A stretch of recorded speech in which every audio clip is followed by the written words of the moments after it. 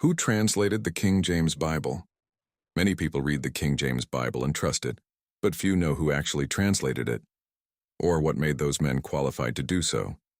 The King James Version was not created by just a few people.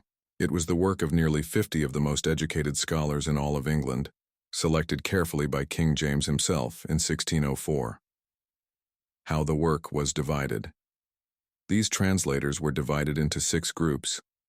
2 worked at Oxford, 2 worked at Cambridge, 2 worked at Westminster Abbey. Each group was assigned a section of the Bible. Every portion was translated, reviewed, and then re-reviewed by other groups to ensure clarity and accuracy. It was a team effort at the highest academic and spiritual level. Who were these men? Here are just a few of the scholars involved and what made them qualified.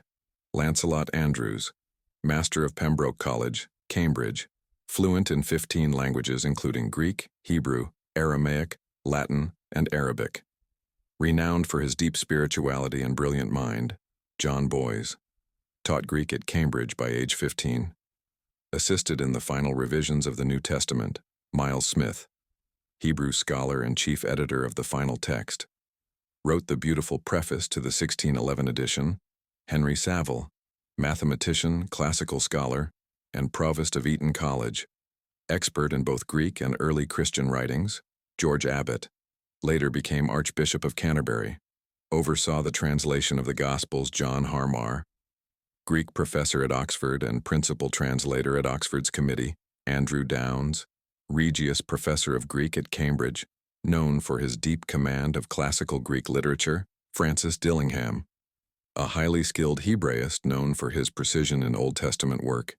These men were not ordinary clergy or casual Bible readers.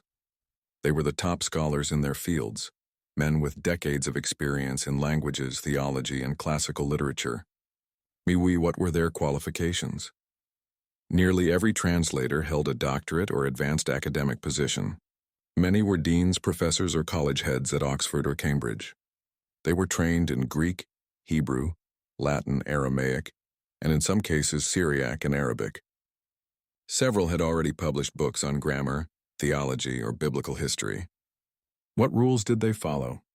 King James gave them clear rules. 1. Use the bishop's Bible as the base text but correct it where needed. 2. Retain traditional terms like church rather than congregation.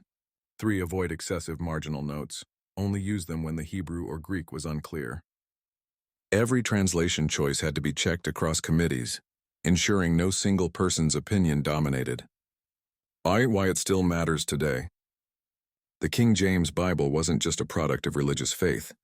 It was a product of high-level scholarship, deep reverence, and national unity. No translation since has been created by such a large, qualified, and carefully balanced group of scholars.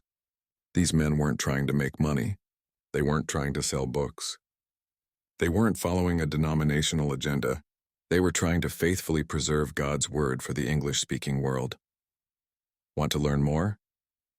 2 great resources include Translators Revived by Alexander McClure, a detailed biography of each translator, God's Secretaries by Adam Nicholson, a powerful history of the KJV translation process. In closing, the King James Bible remains trustworthy today, not because it's old, but because the men who created it were some of the most qualified, disciplined, and spiritually grounded scholars in Christian history. They spoke the languages, they knew the history, and they feared God.